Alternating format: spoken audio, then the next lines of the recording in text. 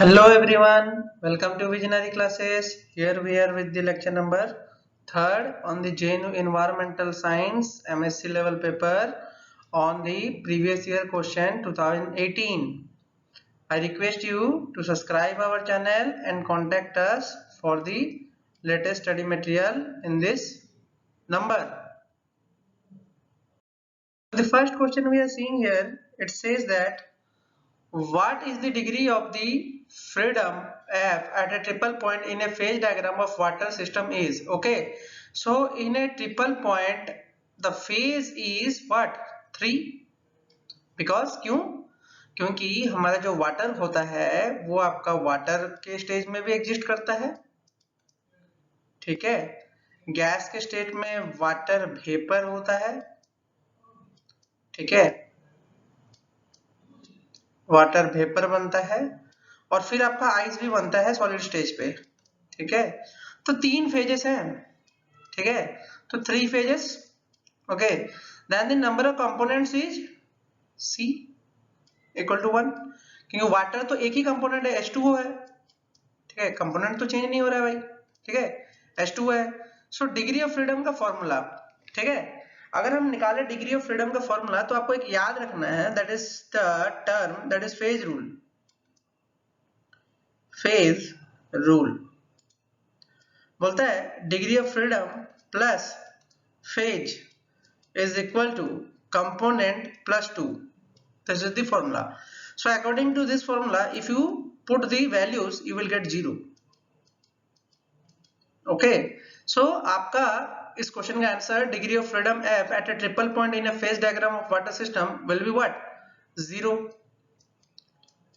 ठीक है, 0. It is very simple.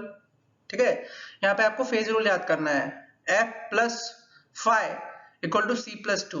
Okay, phi आपका फेज है, ठीक है, C आपका कंपोनेंट है, F आपका डिग्री ऑफ फ्रीडम है, ठीक है।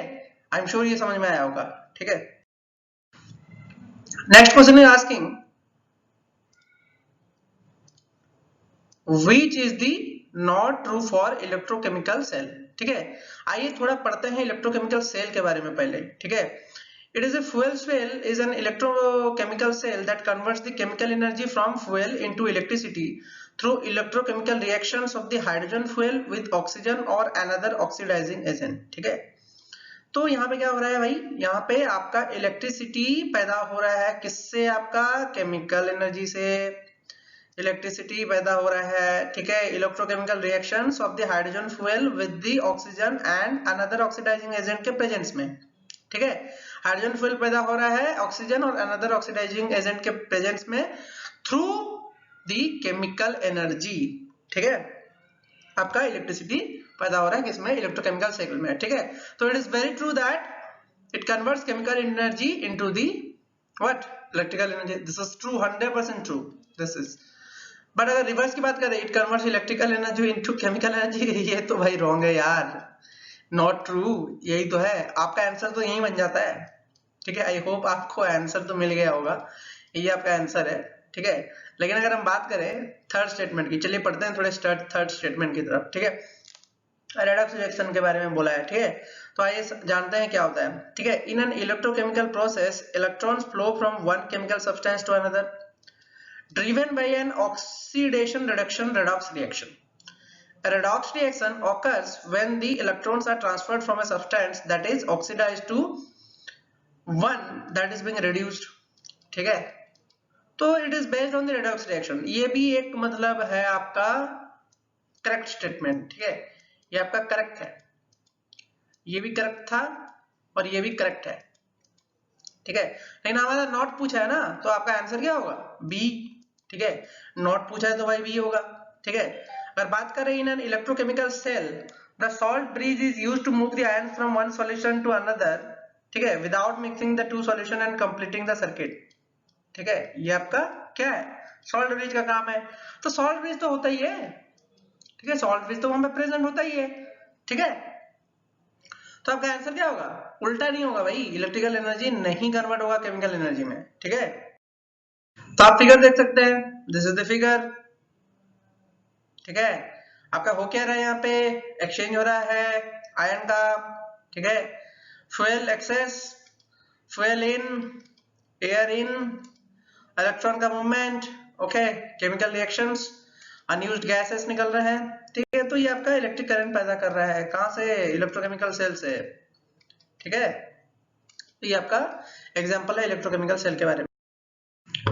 Next question, they are asking in the equation delta S plus delta S surrounding, delta S system plus delta S surrounding is greater than equal to 0, sign equal to and greater than indicates, ठीक है। आइए पढ़ते हैं थोड़ा, delta S system plus delta S surrounding को बोलते हैं, ठीक है। तो अगर रिवर्सिबल प्रोसेस की बात करें, इन ए रिवर्सिबल प्रोसेस, ठीक है, in a reversible process the total change in entropy is always 0। Very very important lesson, thermodynamics बार बार बता रहे हैं, थर्मोडायनेमिक्स पढ़िए, लास्ट टाइम रिवीजन करना, थर्मोडायनेमिक्स भाई पढ़ लेना अच्छे से। थर्मोडायनेमिक्स से 2 क्वेश्चन तो बनेंगे, गारंटेड 2 क्वेश्चन बनेंगे। फॉर्मूला याद करो, प्रोसेसेस याद करो, ठीक है। आइसोकोरिक, आइसोबारिक, आइसोथर्मल सब चीज याद करो, रिवर्सिबल रिवर्सिबल भी याद करना है, ठीक है, छोड़ना नहीं है।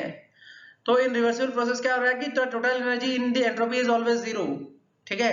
चेंज इन एंट्रोपी 0 होगा, तो चेंज इन एंट्रोपी 0 होगा, तो if the change in the system entropy of the system increase होगा, then the change in the entropy of the surrounding क्या होगा? डिक्रीज होगा। तो वहां पे बैलेंस हो जाएगा भाई, बैलेंस होके क्या कर देगा? वो 0 दे देगा, ठीक है। सिस्टम का बढ़ा रहे हो तो सराउंडिंग का डिक्रीज करोगे, तो तभी वो इक्वल टू साइन बना के आपका 0 देगा, ठीक है। सिस्टम प्लस सराउंडिंग 0, तो first process was reversible equal to sign पे, ठीक है। अगर बात करें क्या फॉर रिवर्सिबल प्रोसेस, यही होता है फॉर्मूला, ठीक है। अगर इरिवर्सिबल की बात करें तो यहाँ पे ग्रेटर हो जाएगा भाई, ग्रेटर हो जाएगा। अब ग्रेटर होने का अर्थ क्या है? सिस्टम का एंट्रोपी बढ़ जाएगा भाई, सिस्टम का एंट्रोपी बढ़ जाएगा सराउंडिंग से, ओके। तो उस केस में ये इरिवर्सिबल प्रोसेस है, ठीक है, ठीक है, very easy, okay. If you have some doubt ask, ठीक है, कमेंट बॉक्स में पूछ लेना, ठीक है। Next question asking Calvin is an ore of which of the following, okay भाई बहुत ही जरूरी है आपको इन सब चीजों के ओर के बारे में जानना, ठीक है। कैल्विन, ठीक है, कैल्विन की बात करें तो कैल्विन कुछ इस तरीके से होता है, जिंक का ओर होता है, ठीक है। Calvin is an historic name of the ore of the zinc, okay, Calvin is the historic name of the ore of zinc, okay. तो आपको मैग्नीशियम के ओर के बारे में भी जानना है भाई, लीड भी जान लीजिए और कैल्शियम भी जान लीजिए। कैल्शियम तो भाई लाइमस्टोन होता है, आप जान लो। आयरन का जान लो, आयरन के 3 होते हैं, हेमाटाइट, मैग्नेटाइट, गोइथाइट, ठीक है। जिंक का भी जिंक ब्लेंड होता है, लेड का भी गैलेना होता है। तो ये सब याद करो भाई, ये सब याद करो, ठीक है। अगर याद करो, मैं कुछ नाम बताते जा रहा हूं, गैलेना, ठीक है, जिंक ब्लेंड, ठीक है, zinc blende, okay, hematite, magnetite and goethite तो याद कर लो, ठीक है। सिडराइट भी है, ठीक है, आयरन का, सारे आयरन के 4 हैं, इनके फॉर्मूले के साथ इनको याद कर लो भाई, ठीक है। अब कैल्विन तो याद रखना ही है भाई, जिंक का है, ठीक है। मैग्नीशियम भी याद करो भाई, मैग्नीशियम का क्या होता है, ठीक है, जरूरी। फिर आता है which of the following is known as Teflon, okay, Teflon की बात किया, ठीक है। डे टू डे लाइफ में भी क्वेश्चंस आएंगे, डे टू डे लाइफ में, ठीक है। टेफ्लॉन क्या है? Is the brand name for the chemical coating, ये केमिकल कोटिंग जो दिख रही है आपकी, this is the chemical coating, ठीक है। Chemical coating of polytetrafluoroethylene, polytetrafluoroethylene. भाई ये सब कॉमन सेंस है, कॉमन सेंस के क्वेश्चन है। कुकिंग यूटेंसिल्स में क्या यूज होता है, ठीक है, याद करो भाई, याद करो। इसका शॉर्ट फॉर्म भी है PTFE, कल को PTFE पूछ सकता है एग्जाम में, ठीक है, याद कर लेना।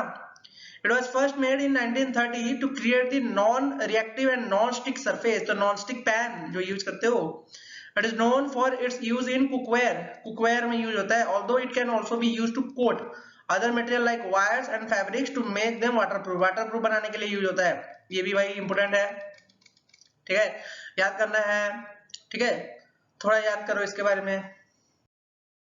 The next question, at ordinary conditions which of the following halogens is solid, अरे यार बहुत ही सिंपल क्वेश्चन है। ब्रोमीन क्लोरीन लिक्विड, याद कर लेना, लिक्विड है, लिक्विड, ब्रोमीन क्या है? लिक्विड है। गैस क्या है? Fluorine and chlorine, fluorine and chlorine gas है, ठीक है, ग्लास है, गैस है, याद करो, सॉलिड है आयोडीन, एस्टाटाइन, ठीक है। तो भाई इससे क्या सीख मिल रहा है, इस क्वेश्चन से आपको सीख क्या मिल रहा है भाई, पीरियोडिक टेबल, बार बार बोल रहे हैं, पीरियोडिक टेबल के सारी प्रॉपर्टीज, पीरियोडिक टेबल के सारे प्रॉपर्टीज याद करो, पीरियोडिक टेबल के, मेटल के, नॉन मेटल के, एम्फोटेरिक ऑक्साइड्स के, लैंथेनॉइड के, सारे प्रॉपर्टीज याद करो, इवन क्रोमियम जो स्टार एलिमेंट्स है उनके भी याद करो, across the period, along the groups, क्या होता है, everything, everything you have to know, okay. और हेलोन्स तो भाई इंपोर्टेंट है ही, हेलोन्स तो जानना ही है, आप उसमें HF वाला चीज भी जानना है, कौन सा एसिड जो है स्ट्रॉन्ग है, वीक है, ये सब वगैरह, इलेक्ट्रोनेगेटिविटी किसकी हाई है, फ्लोरीन के बाद ऑक्सीजन की होती है इलेक्ट्रोनेगेटिविटी हाई, ठीक है, तो ये भी जानना है आपको। These are very important. These are very important. These video are very important. You should remember this. Okay. ठीक है, फिर ड्राई आइस की बात करते हैं, ठीक है। ड्राई आइस पूछा यार, स्नो तो भाई कौन नहीं जानता, आइस होता है, सॉलिड हीलियम ना भाई ना, ड्राई आइस तो सबने सुना है, अरे सॉलिड कार्बन डाइऑक्साइड, ठीक है, सॉलिड कार्बन डाइऑक्साइड कुछ इस तरीके से दिखता है, यू कैन सी, कुछ इस तरीके से दिखता है, ठीक है। फिर बात करते हैं, dry ice is the solid form of carbon dioxide, it is used primarily as a cooling agent, its advantage include the low temperature than that of water ice and not leaving any residue other than the incidental frost from the moisture in the atmosphere, ठीक है। तो भाई क्या है ये, its advantage include the low temperature than that of water ice, ठीक है, water का आइस से भी ये लो टेम्परेचर का इसका मेंटेन कर सकता है ये, ठीक है। It is useful but it is useful for preserving the frozen foods where mechanical cooling is unavailable. So dry ice is very useful. Okay, you should remember the uses of the dry ice. और dry ice होता क्या है ये तो आपको याद करना ही है. This question is directly from the what? It asking solid aerosol. So इसको जानने से पहले आप कोलाइडल सिस्टम के बारे में जाने, ठीक है, कोलाइडल सिस्टम के बारे में जान लीजिए, ठीक है। यहाँ पे कुछ एग्जांपल्स दिए हैं जो आपके लिए वेरी हेल्पफुल रहेगा, ठीक है। डिस्पर्स फेज और डिस्पर्स मीडियम की बात करें तो लिक्विड और गैस अगर होता है तो वहां पे क्या देगा, लिक्विड एरोसोल, जिसके एग्जांपल्स है mist, cloud and fog. Solid और गैस का आपका देगा डिस्पर्स फेज और डिस्पर्स मीडियम, तो आपका एरोसोल बनेगा जो कि डस्ट और स्मोक होगा। तो our answer will be definitely smoke, solid aerosol, air और सॉलिड, ठीक है, सॉलिड एरोसोल, ठीक है। बात करते हैं फिर गैस और लिक्विड की, ठीक है, फोम, ठीक है, फोम बना के देगा, सूड्स, व्हिप्ड क्रीम, ठीक है, लिक्विड में इमल्सन, ठीक है, क्रीम, मिल्क, मायो, ठीक है, सॉलिड लिक्विड में सोल, ठीक है, पेंट्स, जेलीज, सीवेज, ठीक है। गैस और सॉलिड में क्या होगा, solid foam, marshmallow, liquid solid में क्या होगा, solid emulsion, butter cheese, and आपका सॉलिड अगर लेंगे हम, सॉलिड लेंगे तो आपका सॉलिड सोल देगा, ओपाल सम एलॉयज। तो ये आपको याद करना है, ठीक है। क्लाउड, मिस्ट और फॉग जो होते हैं ये क्या होते हैं, क्लाउड, मिस्ट, फॉग जो है पूरा लिक्विड गैस टाइप है, ठीक है, लिक्विड गैस, लिक्विड एरोसोल है, ठीक है, those are not solid aerosol, those are liquid aerosol, ठीक है। तो आपका आंसर क्या होगा, स्मोक। लेकिन ये टेबल बहुत इंपॉर्टेंट है भाई, ये टेबल तो याद करना ही है, ठीक है, last time revision, table important, ठीक है, याद करो। नेक्स्ट क्वेश्चन आस्किंग या CH3COH दे दिया है, functional group, naming, again naming, basic +2 की केमिस्ट्री, नेमिंग याद करो, नेमिंग एसिड का, कीटोन का, अल्कोहल का, ठीक है, याद करना है।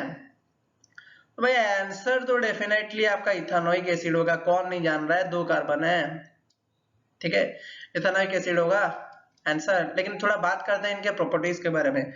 तो मिथेनॉइक एसिड फॉर्मिक एसिड होता है, SCOOH बनाता है, colourless and corrosive pungent liquid carboxylic acid होता है, कलरलेस है, कोरोसिव है, पंजेंट है, लिक्विड कार्बोक्सिलिक एसिड है, and used to produce the insecticides, dyeing, tanning, electroplating में। ऑकर कहाँ होता है, स्टिंगिंग ऑफ एंट्स में, निटल्स में, पाइन निडल्स में, स्वेट में, very very important, methanoic acid and formic acid. और ये तो भाई फेमस है, ये एसिटिक एसिड है, ये एसिटिक एसिड ही है, acetic acid. Okay, very very famous acetic acid. ठीक है, इसी को इथेनोइक एसिड बोलते हैं। तो CH3COH है, also called as ethanoic acid. The most important carboxylic acid, a dilute approximately 5% by volume solution of the acetic acid produced by the fermentation and oxidation of the natural carbohydrates is called as vinegar. A salt, ester or acylyl acetic acid is called as acetate. तो famous है भाई, vinegar बनाने में काम आता है कौन आपका, एसिटिक एसिड, विनेगर बनाने में काम आता है। तो ये आपको याद रखना है, वेरी वेरी इंपॉर्टेंट। ठीक है।